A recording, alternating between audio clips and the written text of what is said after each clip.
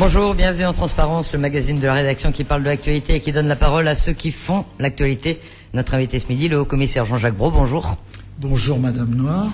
Merci d'avoir accepté notre invitation, d'autant plus que dimanche dernier, vous avez créé une certaine stupeur en Nouvelle-Calédonie en annonçant dans un communiqué que vous étiez contraint de renoncer à tous vos engagements publics. Les plus folles rumeurs ont couru, on a dit que vous étiez viré, que vous aviez reçu l'ordre de vous taire. Alors finalement, qu'est-ce qui s'est passé? Qu'est-ce qui vous a contraint à renoncer à tous vos engagements publics pendant quelques jours? Eh bien, vous m'avez demandé des nouvelles de ma santé. Je vais vous répondre, je vais mieux. Il faut savoir lire les communiqués et ne pas inférer d'une rédaction précise des spéculations hâtives. D'ailleurs, ça me surprend de votre part. Vous avez dit que j'avais renoncé à tous mes engagements publics. Non, vous aurez noté que j'ai pris soin de participer à la réunion du gouvernement du mardi 25 février dernier.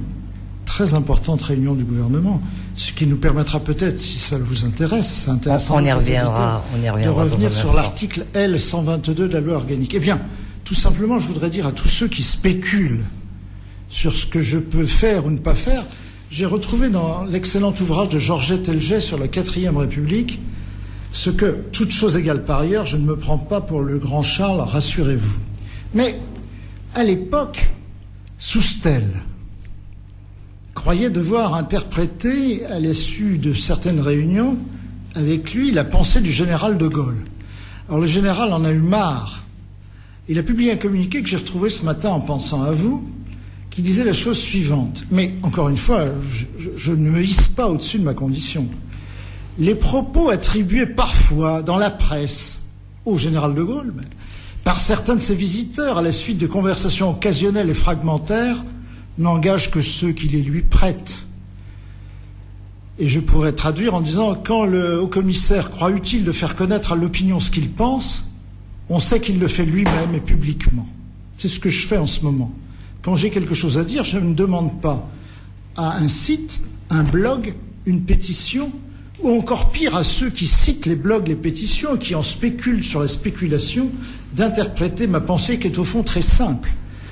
Il arrive que la carcasse humaine craque, soit très fatiguée et contraigne le locuteur à cesser de parler. Voilà, je n'étais plus en capacité de tenir une conversation convenable. J'ai demandé au commissaire, ne discipons pas, au secrétaire général du Haut-Commissariat de bien vouloir assumer ma suppléance, ce qu'il a fait avec le talent qui lui est propre. Et dès que j'ai recouvré suffisamment mes capacités, je suis revenu, je suis là, je vous réponds. J'ai tenu des réunions ce matin, j'en tiendrai cet après-midi. La vie reprend et continue. Il y a donc derrière cette...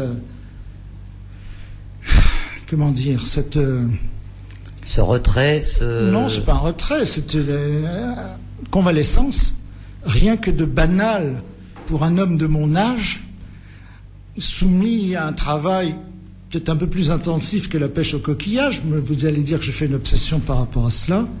Il ne faut y chercher aucune interprétation, d'aucune divergence que ce soit avec aucun ministre que ce soit, et en particulier le ministre des Outre-mer. Toute spéculation sur une différence qu'il pourrait y avoir entre ma pensée, celle de M. Lurel ou celle de M. Ayrault, serait infondée, grotesque, et n'existe pas. Comment un préfet peut-il, un haussaire ou un préfet, peut-il par construction être en divergence avec le gouvernement dont il représente, et M. Ayrault a bien voulu le rappeler mardi, chacun des membres. Voilà, tout ceci sont des spéculations à 2 balles. Vous avez eu un bel hommage du Premier ministre à l'Assemblée, rappelant que je n'ai pas sollicité. Vous représentiez l'ensemble du gouvernement et que vous aviez toute sa confiance. Ça vous a fait plaisir quand même? C'est l'article 72 de la Constitution que M. Ayrault ait cru devoir le rappeler m'honore. Vous savez, M. Ayrault m'honore de sa confiance depuis qu'il m'a reçu, ce qui est une procédure tout à fait exceptionnelle, avant même de proposer au président de la République de me nommer au Conseil des ministres il y a un peu plus d'1 an.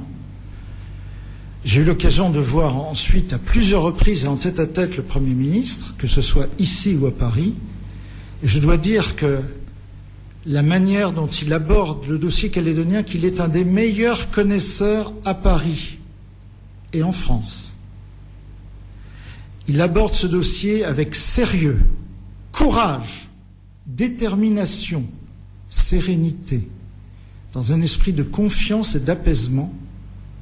C'est la seule feuille de route à laquelle je me réfère. Naturellement, Monsieur Lurel, bien sûr, dans le quotidien du quotidien, mais le Premier ministre, par essence garant de l'accord de Nouméa, et encore plus par engagement personnel de Monsieur Jean-Marc Ayrault, incarne cette politique que je sers au service de l'intérêt général et de tous les Calédoniens pour la paix civile, le respect de la parole donnée par notre pays, le respect de l'accord de Nouméa et l'accomplissement total de toutes les promesses de l'accord et de la loi organique.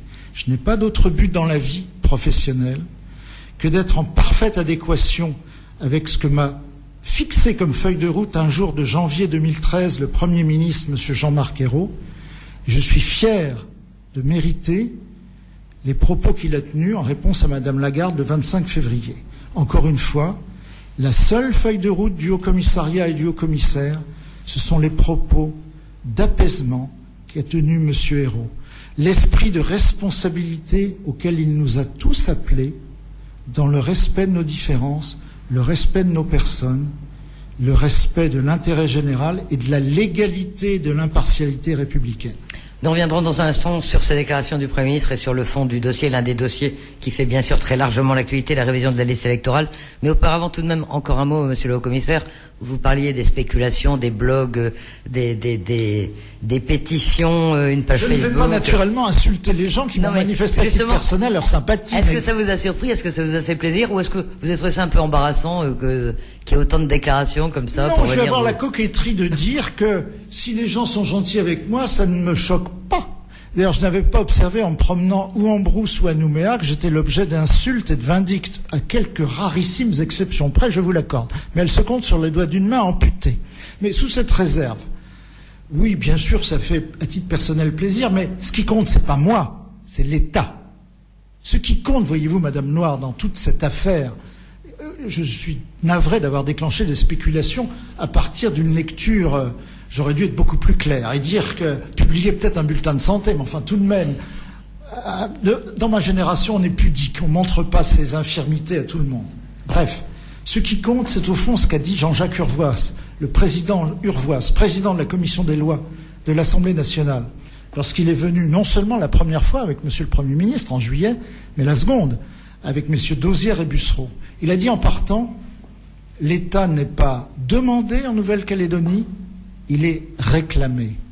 Et en vérité, je pense que tous nos compatriotes qui se sont manifestés par des mots de soutien parfois très émouvants, que d'aucuns folliculaires d'un quotidien monopolistique qualifient de propagande surannée, mais évidemment c'était leur niveau de compréhension des événements. Je dis donc que les mots parfois très émouvants qui ont été prononcés, voire on me parle d'un projet de manifestation, il y a une pétition, il y a Facebook, moi je ne sais pas le faire marcher, alors je ne sais même pas aller voir.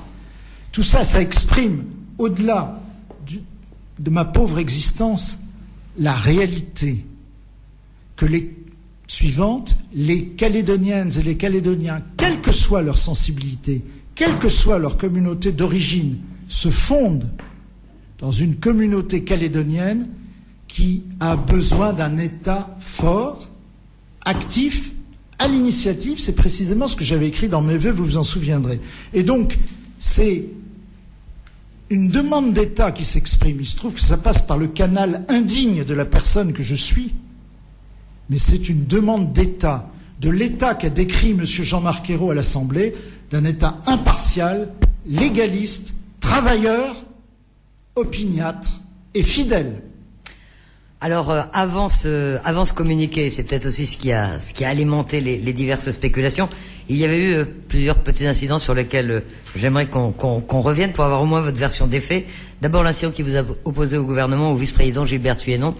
À l'origine, une invitation à Canala que vous avez fini par décliner parce qu'il y était prévu un recueillement sur la tombe d'Éloi Machereau.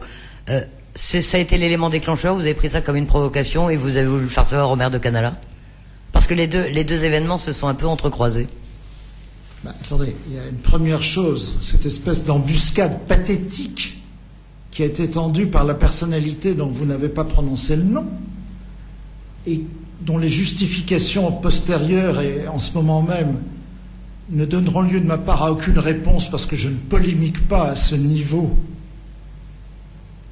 Du tout, l'État ne polémiquera pas. Qu'il sache, je veux dire que tout le monde sache que l'État ne polémiquera pas, mais il a suffisamment d'éléments probants sur ce sujet et sur d'autres pour se faire respecter le moment venu. Donc pas de polémique, pas d'angélisme, mais j'ai de quoi répondre le moment venu sur le sujet de l'embuscade pathétique, médiatique, politique, doctrinaire qui m'a été tendue, et sur d'autres qui concernent la même personnalité dont vous évoquez la fonction. Alors, je suis arrivé le mardi 18 février, tout de probité candide et de lin blanc vêtu, et je papotais avec tous les membres du gouvernement. Quand j'ai été victime d'une provocation, j'ai répondu. J'ai souhaité indiquer au président du gouvernement qu'il convenait de siéger. Il en a convenu. Et la provocation a continué. Ça devenait grave. J'ai indiqué au président que j'en tirais les conclusions. Le gouvernement unanime en a tiré les conclusions, c'est-à-dire une lecture conforme à ce que voulaient les signataires de l'accord, et notamment de son préambule en point 5, et ce qui figure dans l'article 122 de la loi organique, c'est-à-dire que, hors une présence du haut-commissaire, les délibérations du gouvernement ne sont pas valides, si tant est que cette absence ne soit pas due à la paresse, à un caprice, mais justifiée par un motif sérieux. Le motif sérieux, c'était une entorse grave au consensus calédonien, au consensus océanien et au fonctionnement de courtoisie républicaine normale du gouvernement. J'ai considéré que ces trois conditions étaient réunies, j'en ai tiré les conséquences, et le gouvernement unanime en a tiré les conséquences. Une coutume institutionnelle s'est ainsi instaurée. J'en veux pour preuve que depuis lors, aucun des signataires n'a fait une interprétation différente. Aucun des parlementaires n'a fait une interprétation différente. Aucun des membres du gouvernement n'a fait une interprétation différente. Aucun des juristes dignes de ce nom, et je parle en particulier de mon ami François Garde, qui le prévoyait à la page 249 de son manuel. Bref, les preuves sont administrées qu'une coutume est née conformément à ce que souhaitait, je crois le savoir, puisque plusieurs signataires m'en avaient parlé dès mon arrivée, à ce que souhaitait Jacques Lafleur, et ce qui a été écrit dans l'accord, traduit dans la loi organique à son article 122, les promesses contenues dans l'article 122 ont été accomplies grâce à la provocation inutile du vice-président. Ça veut dire que le haut-commissaire ou son représentant doivent absolument siéger au gouvernement pour que le gouvernement fonctionne valablement. C'est la raison pour laquelle vous avez... Sauf, encore une fois, sauf si par caprice, ils décident parce qu'ils ont une envie d'acheter un biscuit, de s'en aller, s'ils sont paresseux et s'ils ne paraissent pas, ou, voilà, il faut une raison valable. J'ai lu sous la plume de personnalités qui font profession de publicistes qu'on crée une tutelle, voire on confond décentralisation et décolonisation, monsieur le professeur. Halte là, vous n'avez pas le monopole de l'interprétation de la loi organique. Je dis qu'il n'y a pas de tutelle là. Il y a la juste appréciation de ce qu'a voulu Jacques Lafleur. Et les signataires. Aucun des signataires vivants ne m'a contredit depuis le 18 février. L'incident est clos. L'incident est clos, donc c'est ce qui vous a amené aussi à revenir siéger au gouvernement. J'ai naturellement dit au président Martine, qui m'interrogeait courtoisement, comme d'habitude, viendrez-vous siéger mardi? Je ne pose naturellement, monsieur le président, aucune condition. Je viens mardi 25 février. C'est pourquoi, en dépit de mon état de santé, j'ai cru devoir... Je suis venu, d'autant plus qu'il y avait un sujet très important, en dehors des autres sujets qui l'étaient, c'était la liste des électeurs qui représentent les électeurs dans les commissions administratives spéciales dont le travail commence le 3 mars pour la révision de la fameuse liste électorale spéciale. On y vient dans un instant. Encore un incident, si vous voulez bien. Plus anecdotique. Cette histoire de ne pas assister à un dîner organisé sur le paquebot à l'invitation du consulat australien. On dirait le follicule quotidien. Je résume. Là aussi, l'incident est clos et ça a été mal interprété. C'est-à-dire que pour l'interpréter, il aurait fallu être présent et ne pas travailler comme d'habitude ces folliculaires sur la 8e main qui dit n'importe quoi. Quand vous avez la consul générale d'Australie qui vous rappelle 1 minute après, puis le président de la compagnie Carnival qui vous rappelle et qui vous envoie l'un et l'autre des lettres d'excuses, on comprend qu'il ne s'agit pas du caprice d'un pauvre type qui, par hasard, est haut commissaire, mais tout de même d'une atteinte à ce que, malgré tout, je représente aussi, surtout quand j'ai fait l'effort de mettre une cravate et un costume, ce qui, ici, est un peu rare, pour un dîner qui a célébré la journée, une fête nationale australienne. Et donc je voulais spécialement honorer mon amie, la consul générale Heidi Buttel. J'étais très bien vêtu. J'avais remis mon passeport depuis 6 heures, donc ceux qui osent écrire sur la foi d'informations minables recueillies dans des caniveaux que je me suis soustrait aux consignes de sécurité, non seulement n'étaient pas là, mais sont bien mal renseignés, comme sur ce sujet, comme sur d'autres. Donc, j'ai publié. J'ai demandé qu'on publiât. Et la presse est libre. Je n'ai pas braqué une grosse Bertha sur les nouvelles calédoniennes pour qu'elle publie enfin, après des heures de négociations, un rectificatif.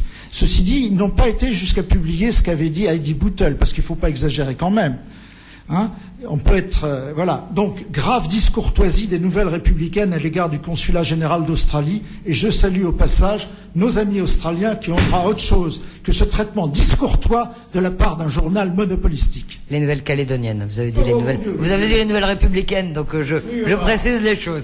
Venons-en au fond de l'activité, monsieur le haut-commissaire. C'est un domaine... De toute façon, encore une fois, comme je n'existe pas aux yeux de ce follicule quotidien, il est transparent. Vous aurez remarqué que je n'existe pas. Il n'y a pas de haut-commissaire, sauf pour lui tirer à vue, et le cas échéant, pour calomnier gravement sa famille. Alors, la fameuse question de la révision de la liste électorale spéciale. On n'a parlé que de ça ces derniers jours. Les magistrats de la Cour de cassation sont arrivés hier, vous en parliez. Ils vont commencer leur travail lundi.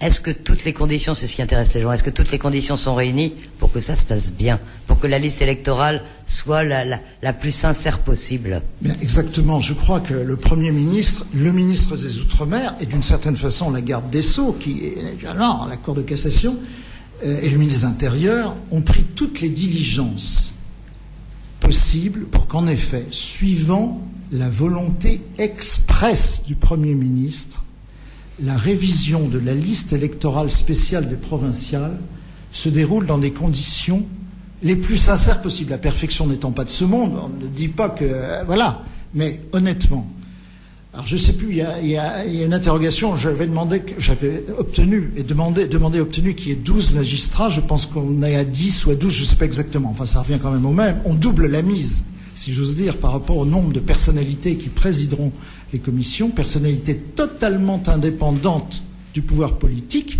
puisqu'elles relèvent de l'ordre judiciaire qui, par définition, incarne la garantie des libertés individuelles et des libertés publiques et le respect des droits, et en particulier du droit de vote et du droit électoral, qui est plus que sacré, si j'ose dire. Donc, les diligences ont été faites, un travail en amont considérable a été effectué par mes services et les mairies qui ont travaillé d'arrache-pied, les 33 mairies à cet égard. Je salue d'ailleurs tous les services et des mairies et du Haut-Sarria et du subdivision à cet égard. J'ajoute que je n'ai pas forcément attendu que monsieur le Président du Congrès, que je salue, puisque je crois savoir qu'il est un peu souffrant aujourd'hui... il vient de rentrer.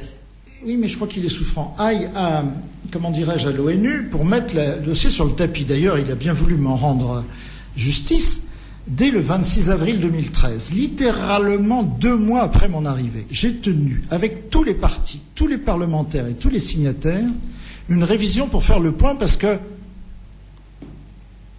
je sentais, c'est une intuition typiquement masculine, que c'était pas aussi bien qu'on pouvait l'espérer. Et donc, lors de cette réunion très importante au Sarria du 26 avril, que s'est-il passé? Eh bien, M. Régnier a posé plusieurs questions. La première, peut-on disposer du tableau annexe dressé à l'occasion du scrutin du 8 novembre 1998 ? Eh bien, je vous réponds, monsieur Régnier, non. Stupéfaction. Pourquoi ? Parce qu'il n'existe pas. Alors j'ai craché le morceau. Si, évidemment, ça déplaît à des gens que je crache le morceau, en tout cas, ça n'a pas déplu aux auditeurs de cette réunion. Et je leur ai dit que, par contre, je donnais évidemment total accès au tableau annexe le plus proche, celui de février 98. Tout ça figure en toutes lettres dans le verbatim de cette réunion qui fait 50 pages, le verbatim. Deuxième question de M. Régnier, pouvons-nous accéder à toutes les listes ? La liste électorale générale de 98, qui est très importante, et les autres ? Réponse oui, mais c'est le droit électoral le plus banal en France. Et donc, je n'ai aucun problème, la République n'a aucun problème, le Premier ministre veut que la transparence la plus totale soit faite. Elle l'a été dès le 26 avril. Tous les partis qui l'ont souhaité, et à l'époque c'était exclusivement la commission élection du FLNKS qui l'a souhaité, qui a passé plusieurs semaines à côtoyer mes agents en bonne intelligence, à la DIRAC, du Ossaria, qui a consulté les listes électorales. Il n'y a aucun problème, c'est de droit. Je ne vois pas pourquoi on aurait posé des problèmes. D'autres partis, depuis lors, sont allés consulter les listes, c'est de droit. Et donc, je voudrais que vos auditeurs sachent bien, Madame Noire, que c'est d'abord une volonté du Premier ministre et de son représentant sur place que de faire la totale vérité et sincérité sur la composition de la liste électorale spéciale. Et aussi sur la méthode qu'on applique cette année. Les années précédentes, disons que par omission, on n'évoquait pas la faculté de radiation de certains électeurs qui auraient été mal inscrits. Je ne fais de procès d'intention à personne, mais ça peut arriver. Ça arrive dans des départements français, ça arrive dans des territoires français qu'il y ait des gens qui soient matériellement inscrits alors qu'ils n'auraient pas dû l'être. Moi, j'ai simplement rajouté et réexpliqué ce matin, notamment à mes délégués, que ce n'est pas un péché que d'avoir recours à l'article R7 du Code électoral qui permet des radiations, mais attention, pas n'importe comment, individuelles qu'on les demande, et ce n'est pas à celui qui est menacé d'être radié d'apporter totalement les preuves. Il a une part de responsabilité dans l'administration des preuves de sa bonne inscription, mais c'est peut-être la partie demanderesse qui doit apporter des preuves que Mme Machepro ou M. Michu sont à tort inscrits. Attention, c'est ce qui figure implicitement dans le vade-mecum qui est remis à tous mes délégués et que les magistrats qui sont arrivés disposent d'un vade-mecum excellent, établi par le ministère des Outre-mer, que j'ai commenté ce matin et que je commenterai, s'ils le souhaitent, aux magistrats. Ils n'ont pas d'instruction à recevoir de moi, mais je leur dirai ce que je pense, c'est-à-dire qu'il faut aller jusqu'au bout du raisonnement.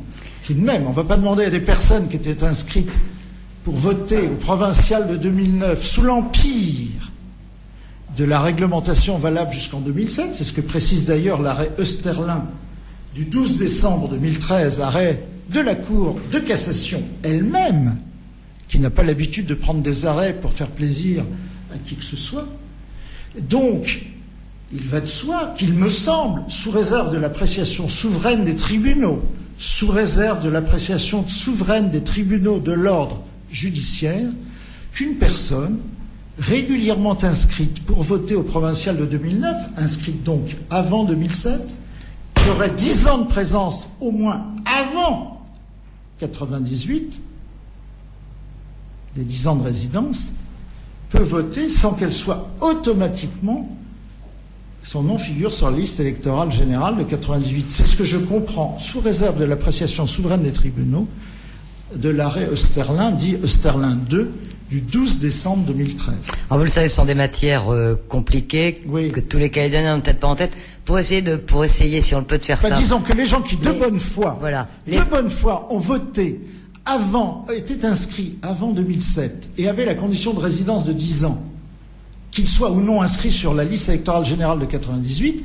je ne vois pas pourquoi on leur appliquerait rétroactivement ce qu'ils auraient dû deviner avant la révision constitutionnelle de 2007. Vous voyez, c'est quand même incroyable que des professeurs de droit public en viennent à un attentat contre un principe général du droit aussi extraordinaire, fondamental, d'ailleurs rappelé dans le deuxième moyen de l'arrêt Oesterlin, avec une netteté une limpidité qui honore la Cour de cassation, si tant est que je puisse juger quoi que ce soit de la Cour de cassation. Mais vous savez bien que c'est un point justement de désaccord avec les indépendantistes, notamment avec Rocco Mittan. Non, Madame Noire. Avec Rocco Mittan. Non, avec une partie minoritaire d'un parti qui compose le FLNKS. Attention. Vous avez le sentiment que les autres partis indépendantistes... Je n'ai pas de sentiment, je vois des faits. ...ne soutiennent pas forcément cette position jusqu'au boutiste. Je n'ai pas lu qu'ils soutenaient cette vision, dont je ne suis même pas sûr qu'elle soit celle de M. Wamitan. Je dois d'ailleurs le voir aujourd'hui ou demain pour en reparler. Quelle que soit une vision que certains des conseillers du président du Congrès développent sur des tweets ou des blogs, on y revient toujours. Ça, c'est leur problème, ou son problème. Mais je ne m'aperçois pas que ce soit celle qui est évoquée par un éminent professeur de droit ce matin dans DNC, ni la vision développée par d'autres professeurs de droit public, par le secrétariat général du gouvernement, par des conseillers de la Cour de casse, par des conseillers d'État, par un certain nombre de fonctionnaires. Alors, c'est sympa d'avoir raison contre le reste du monde, contre la Cour de cassation, mais à partir d'un certain moment, ça devient bizarre quand même. Donc moi, je pense que la vision que je viens de vous exposer, c'est-à-dire qu'il ne peut pas y avoir rétroactivité, il n'y a en effet pas de droit acquis en matière électorale, ça, certes. Mais peut-être qu'il peut y avoir, dans le cas de l'espèce qui nous intéresse, et en Nouvelle-Calédonie, si, un début de commencement de droit acquis en matière électorale. C'est ce que développe notamment Madame Anne Gras dans un texte qu'elle a écrit, je ne sais pas si elle l'a publié, et qui me semble une idée extrêmement intéressante. Donc c'est une controverse juridique. Je voudrais simplement que les électeurs et les auditeurs retiennent que l'État n'avait aucune envie, c'est ce que Monsieur le Premier ministre a redit le 25 février, de créer une iniquité défavorable aux non-Kanaks, que ce qui conduit la politique du gouvernement, outre une juste et saine appréciation juridique, c'est une appréciation d'équité qui n'est pas incompatible avec une saine lecture du droit. Les deux sont absolument conjugués. Et à l'inverse, il y a des interprétations hasardeuses d'un juridisme tatillon au service de volontés politiques suspectes. Que ceux qui ont des oreilles pour entendre, entendent. C'est l'inverse de ce qu'a dit le Premier ministre. Le Premier ministre a dit équité, légalité, respect scrupuleux de la jurisprudence de la Cour de cassation, et qui ne s'arrête pas en 2012, par pitié. Là aussi, c'est comique. La jurisprudence pour certains... La référence habituellement, c'est... Enfin, c'est Jolivet-Osterlin, mais il y a Osterlin 2 maintenant. Si la Cour de cassation, excusez-moi Madame Noire, a pris la peine de publier au bulletin cet arrêt de principe, c'est pas pour le plaisir d'utiliser de l'encre. Hein. Je respecte profondément les magistrats de la Cour de cassation. Il est certain qu'ils n'ont pas pris la peine de publier cet arrêt de principe pour uriner dans un violoncelle. C'est vraiment parce que ça a une grande importance.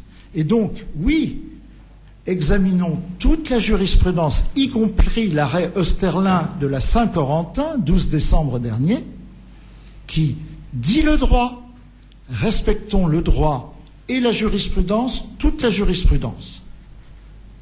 Et agissons donc en équité. Chaque électeur doit être respecté dans sa dignité totale, dans ses droits totaux. Après, bien sûr, les contentieux sont ouverts. Bien sûr, et toutes les voies de recours sont ouvertes. Mais ça relève, à partir du 3 mars, à partir de maintenant, de l'appréciation souveraine de chacun des magistrats qui présidera les commissions administratives spéciales, puis, en ultime recours, du tribunal de première instance de Nouméa. Tout ça est d'une clarté absolue. Le pouvoir politique n'a rien à y voir. C'est l'autorité judiciaire garante, grâce à son indépendance, des libertés publiques, de la liberté individuelle et, puisqu'il s'agit de ça, du droit électoral. Ça veut dire concrètement que dans les commissions, quand il y aura des demandes de radiation, les magistrats de la Cour de cassation seront enclins à mettre en œuvre plutôt la jurisprudence. Je dis simplement que les représentants du haut-commissaire, oui, ont entendu, et je leur ai mis dans leur dossier ce matin, ce qu'a dit Jean-Marc Ayrault le 25 février à l'Assemblée nationale. Je leur ai mis aussi l'arrêt Osterlin du 12 décembre 2013 et l'article publié sur son blog par le président Jean-Jacques Urvoas le 26 février 2014. Je pense que le président de la Commission des lois, le Premier ministre de la République française et la plus haute autorité judiciaire de notre pays, ça a quand même un certain poids, en tout cas ça guidera les questions, le devoir, la vigilance de chacun de mes représentants dans les 263 commissions administratives spéciales. Je pense être clair et qu'ainsi, chaque électeur, quelle que soit son origine, sera profondément respecté dans ses droits électoraux, sans iniquité, sans procès d'intention et avec tout le contradictoire possible. Est-ce que ça signifie, est-ce qu'à votre avis, cela veut dire qu'il y aura ensuite énormément de recours contentieux ou de recours devant les tribunaux? Non, moi je crois ou est-ce que ça va plutôt décourager je ne sais pas si ça encourage ou décourage. Je crois que le maître mot de toute cette affaire, c'est sérénité, esprit de responsabilité, légalité, impartialité. On n'attend pas des juges judiciaires autre chose, ça va de soi. Les représentants du Haut-Serre, la même chose, ça fait déjà 2 sur 5 dans chaque commission. Les représentants des maires, les représentants des électeurs, je pense, auront été formés dans cet état d'esprit. Sérénité, esprit de responsabilité, esprit, plus exactement, impartialité et respect du droit et de toute la jurisprudence de la Cour de cassation. Je pense donc qu'il n'y a pas à s'affoler. Il faut faire confiance dans le fonctionnement de la commission administrative spéciale, confiance, sérénité, esprit de responsabilité, que l'on cesse de faire peur aux Calédoniennes et aux Calédoniens. Il y en a qui en font un métier, qui en font profession en tout cas, ils ont bien tort. En tout cas, j'exhorte toutes les Calédoniennes et les Calédoniens à avoir confiance sur ce sujet comme sur d'autres. Il y a même eu des inquiétudes exprimées sur la sécurité de ces commissions. Non, je vous en prie. Pourquoi la sécurité? On ne va pas arriver avec des Kalachnikov pour liquider les représentants des... Pitié, grâce. Pitié. Revenons au calme. Nous sommes entre citoyens d'une même République. On se respecte, on se connaît. Ici, les gens se connaissent. On fait les 400 coups ensemble depuis des dizaines d'années. Et vous-même, Madame Noire, ça fait 3 ou 4 ans que vous êtes là. Avec un 0, peut-être de plus, mais peut-être pas pour 4 ans, mais pour 30. Donc, vous n'allez pas remettre en cause mon inscription sur la liste électorale. Je ne dis pas cela, je dis simplement que tout le monde se connaît, on ne va pas se mettre à se hurler à la gueule dans les commissions administratives. Il faut parler avec sérénité de sujets sérieux, sans en faire une polémique venimeuse, funeste, qui pourrait aboutir. Alors effectivement, si on prenait les choses au pire, effectivement, les gens pourraient sérieusement être inquiets. Pas du tout. J'observe que le Premier ministre, j'y reviens parce que c'est mon alpha et mon oméga, a dit les choses de façon la plus sereine à l'Assemblée nationale.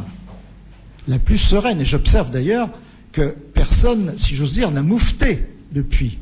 Alors le sénateur Pierre Frogier s'est exprimé devant le Sénat il y a 2 nuits. Il estime, lui, que c'est un problème non pas juridique, il ne faut pas lui apporter un problème juridique, une solution juridique, mais une solution politique, dans la mesure où ça met en contradiction les interprétations de signataires de l'accord de Nouméa, concomitants et signataires. Et il exprime une vision qui peut être différente. Je respecte profondément ce qu'a dit, et j'ai lu ce qu'a dit le sénateur Frogier.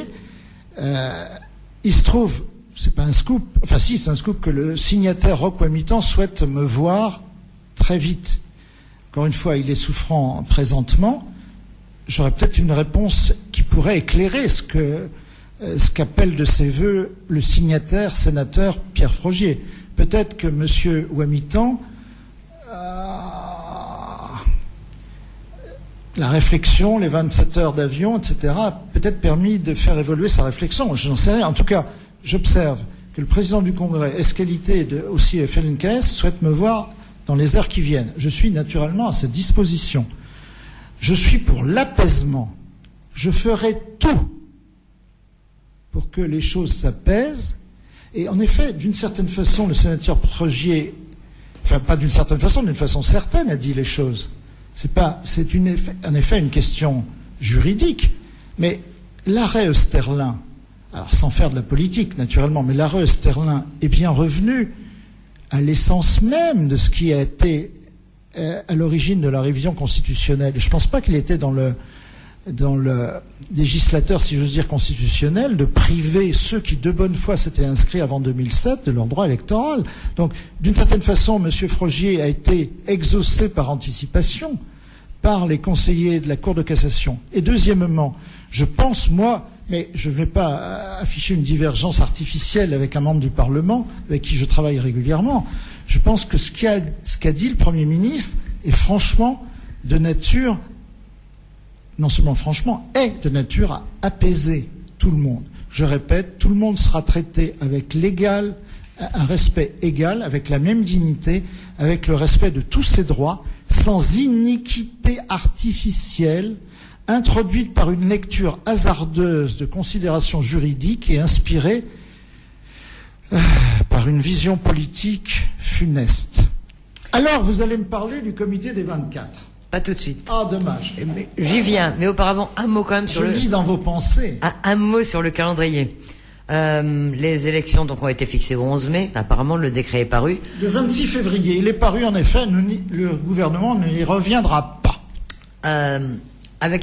S'il y a des recours, si on imagine qu'il peut y avoir un certain nombre de recours et des recours nombreux après la publication de la liste, est-ce qu'on va être dans les temps pour avoir un corps électoral fixé à la date du 11 mai? Cher ami, vous savez qu'une des raisons pour lesquelles le gouvernement a bien voulu repousser d'une semaine, c'est non seulement parce que plusieurs élus, maires notamment, m'avaient fait part ici et avaient exprimé d'emblée à Paris le fait que c'était quand même très très court de se retourner, si j'ose dire, entre le deuxième tour des municipales, l'élection du maire et du tableau, et du conseil municipal, pardon, et l'organisation des provinciales, et deuxièmement, parce qu'il y a la question des recours. Donc, une semaine de plus, c'est bien.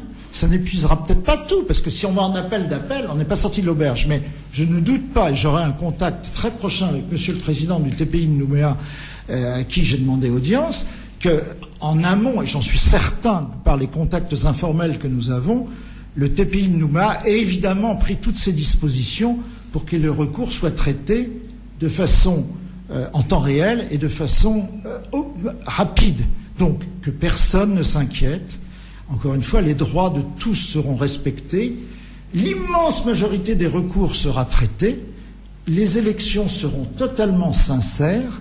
Le scrutin sera totalement sincère. Et ainsi, le processus de l'accord de Nouméa continuera à se dérouler de façon pacifique, apaisée, sereine et, si possible, heureuse. Alors maintenant, la question sur le comité des 24. Ah oui, vous nous en aviez déjà parlé. Sur l'antenne, vous aviez parlé de tourisme diplomatique sympathique. J'étais peut-être un petit peu caricatural. Vous savez qu'il y a quand même beaucoup de Calédoniens qui voient d'un très mauvais œil l'arrivée de cette mission de l'ONU. Mais ils ont tort. Je voudrais les rassurer, si tant est qu'ils soient inquiets, ce que je ne peux pas croire. Les diplomates des pays dont nous n'avons pas encore, à l'heure que je vous parle, ni les nationalités, ni les noms. Alors, il faut qu'ils commencent à se dépêcher à prendre leur billet d'avion, sinon, je ne pourrais pas faire. J'ajoute que c'est eux qui prendront leur billet d'avion et pas moi. Que les choses soient claires. Les diplomates dont s'agit, donc, devraient arriver aux dernières nouvelles, mais ça bouge de demi-heure en demi-journée, devraient arriver du 9 au 16 mars. Enfin, devraient arriver le 9 et partir le 16, c'est-à-dire la semaine prochaine.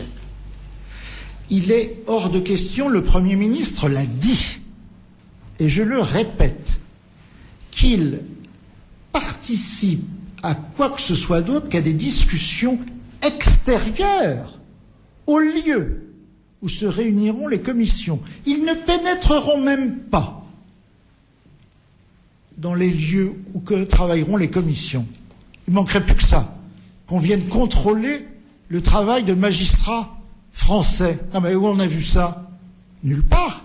D'ailleurs, ça ne nous a jamais été demandé. Le gouvernement de la République a accepté en gage de bon travail constant avec le comité des 24 depuis des années, qui avait fait une visite en 99, la dernière fois, et à qui nous rendons compte, enfin nous, l'ambassadeur, représentant permanent de la France auprès du Conseil de sécurité de l'ONU, rend compte annuellement des progrès du processus de Nouméa au comité des 24, à la satisfaction générale du dit comité. Je n'ai pas observé qu'il y ait la moindre observation cette année, c'est même l'inverse. Je ne vais pas lire ici des télégrammes diplomatiques que je ne sors pas de mon bureau, c'est illégal.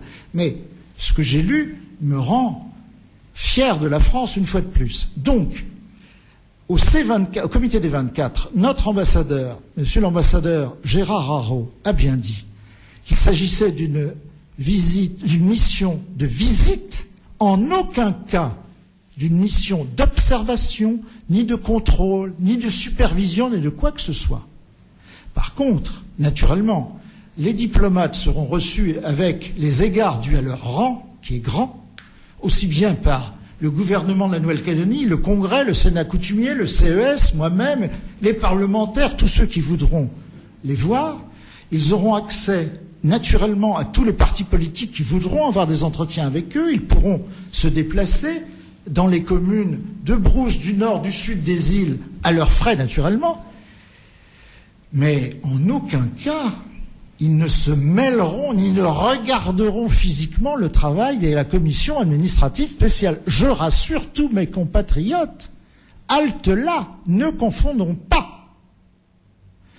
C'est pour ça que j'avais dit l'autre fois, par boutade, que nos collègues diplomates, je l'ai été, vous savez, mais il paraît que j'ai une vision bismarckienne de la diplomatie qui n'est pas de mode au XXIe siècle. Passons.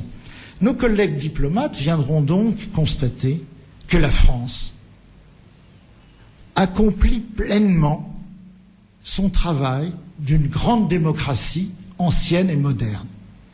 Et que donc, ils verront que tout se fait dans la plus totale transparence, que les droits de chacun sont totalement respectés, tous les recours sont possibles, et que depuis le 26 avril 2013, toutes les listes sont sur la table.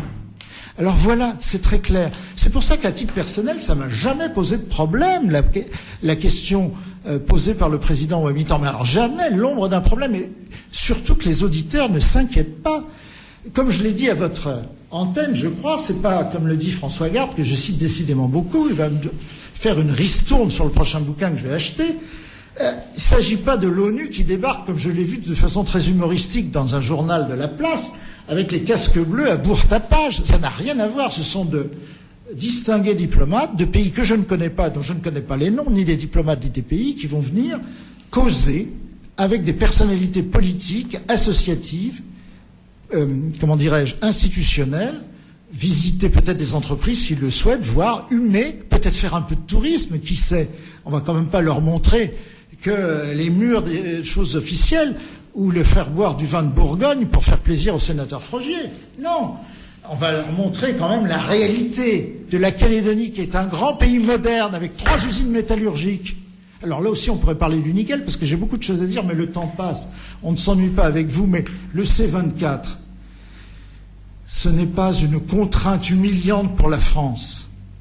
C'est une visite sympathique de diplomates amis qui viennent constater à quel point la démocratie française fonctionne bien. Voilà. Et ils seront là du 9 au... En principe, mais je vous dis, Madame Noire, mais souvent, diplomate varie, bien folle qui s'y fie. Alors d'un jour à l'autre, ça change. Donc, je fais savoir en ce moment même par télégramme qu'au-delà d'une certaine limite, le ticket n'est plus valable. Parce que moi, je veux bien refaire des programmes tous les jours, mais il ne faut pas pousser papy dans les orties, parce que sinon, il tombe malade, comme dimanche dernier. Votre devoir de réserve, ça commence lundi. La période de réserve. Bah oui, mais là, pour l'instant, la période de réserve, n'exagérons rien. Ça m'empêchera pas d'aller poser un drapeau, une gerbe, plus exactement, le 12 mars, en l'honneur de nos frères américains qui se sont battus pour que la Calédonie reste française et reste libre. Mais je ne prononcerai aucune parole. Ma femme rentre le 2 mars, le carême commence le 5 mars, donc je ferme ma gueule. Ça fait 1 an, pratiquement jour pour jour, que vous attendez. Ça fait 1 an, 1 jour, que je vous inflige ma présence. Mais enfin, apparemment, ça ne vous a pas rendu malade. Vous attendiez à ça, à ce type à la manière dont les événements on m'avait promis, notamment le Premier ministre et ses conseillers, que ça serait rock'n'roll, mais alors là, ça l'est. Alors, je voudrais dire, puisque vous m'avez posé une question sur les élections municipales, je réponds qu'il faut préparer avec soin ces listes de candidats, mais qu'il faut lire, je le dis, à titre de conseil de la prévention routière, la prévention électorale, j'invite tous les partis et tous les têtes de liste, surtout ceux qui gueulent le plus, en particulier sous des pseudonymes où ils attaquent certaines personnalités politiques. Bon, moi je m'en fous, je suis payé pour ça apparemment, mais j'ai lu des choses immondes contre Marie-Claude Tjibaou. On sait très bien d'où ça vient. Je ne suis pas plus con que la moyenne. Hein, ça fait 34 ans que je connais et que j'aime passionnément la Nouvelle-Calédonie. Alors j'aime la Nouvelle-Calédonie, j'apprécie particulièrement l'ardeur, la franchise, l'authenticité de tous les Calédoniens, où qu'ils soient, quels qu'ils soient. Alors je rappelle aux têtes de liste un petit article qui a été modifié en 2013, qui peut peut-être être utile avant le dépôt des listes pour éviter des déconvenues. Hein. C'est le L428 qui dit que ils découvriront eux-mêmes le 8e du L428, puis ça fera travailler certains folliculaires. Ça concerne les incompatibilités de ça mandat. Ça concerne les inéligibilités. Il faut lire le code électoral. Hein. Il ne faut pas simplement s'arrêter en 2012. En 2013, il s'en est passé des choses. Pas seulement à la Cour de cassation, aussi au Parlement. Alors le L428 du code électoral, il emporte des inéligibilités qui feraient bien faire baisser d'un ton ceux qui ont des bouches qui parlent trop. Que ceux qui ont des oreilles pour entendre, entendent. Madame Noire, je vous remercie de votre patience. Et aux auditeurs, je dis confiance. Confiance, responsabilité, espérance. Au bout de cette consultation démocratique importante que sont les provinciales, il y a le développement d'un processus dans la paix et la sérénité. Pour la décolonisation, ce n'est pas un gros mot. Décolonisation, ça ne veut pas dire indépendance. Ça peut vouloir dire indépendance, mais ce n'est pas obligé. Moi, j'ai vécu, Madame Noire, vous le savez, le 30 juillet 80 à Port-Vila. J'étais marin à l'époque. Humble petit marin sur un frêle esquif P653, la Dunkerquoise, basée à Port-Chalex, à Nouméa. Je sais ce que ça veut dire, dans certaines conditions, l'indépendance. Voilà. Je sais à peu près où j'étais, moi, le 11 janvier 85. Apparemment, certains ont oublié, eux, où ils étaient le 11 janvier 85. Là encore, j'en ai sous le pied. Si on veut que j'appuie sur l'accélérateur, il ne faut pas m'en demander trop. Hein. D'ici le 2 mars, il me reste encore 36 heures pour causer. Je peux dévoiler les mouquères. Alors que ceux qui ne savent plus où ils étaient le 11 janvier 85 observent une réserve qui sied, et en authentique kanak, qu'ils sachent faire la coutume avec le Haut-Serre. Chaque mot pèse, Madame Noire. Que ceux qui se reconnaissent et soient humbles. Je le leur dis avec respect et humilité, qu'on cesse de me prendre pour un soliveau. Je ne suis pas celui qu'on croit, c'est ma seule coquetterie. Et il ne m'est pas apparu, en dépit de mon état de santé, que j'ai dû définitivement arrêter mon poste. Je n'ai pas non plus perdu la mémoire. Je répète pour la 3e fois. Je sais ce que veut dire le L428 du code électoral modifié. Je sais où j'étais à Tokyo le 11 janvier 85. Que chacun fasse son examen de conscience. Le carême arrive. Les vaches seront bien gardées. Merci, Madame Noire. Merci, Monsieur le Commissaire. Vous aurez rassuré en tout cas tous vos fans sur Facebook qui pourront constater que vous êtes en pleine forme. Merci d'avoir accepté. Merci d'avoir accepté notre invitation dans ce magazine Transparence, un magazine qui, je le rappelle, sera rediffusé juste après votre édition de 17h45. Vous pourrez également le retrouver dans quelques instants sur le site internet de Radio Rythme Bleu. Excellent après-midi à tous et votre prochain rendez-vous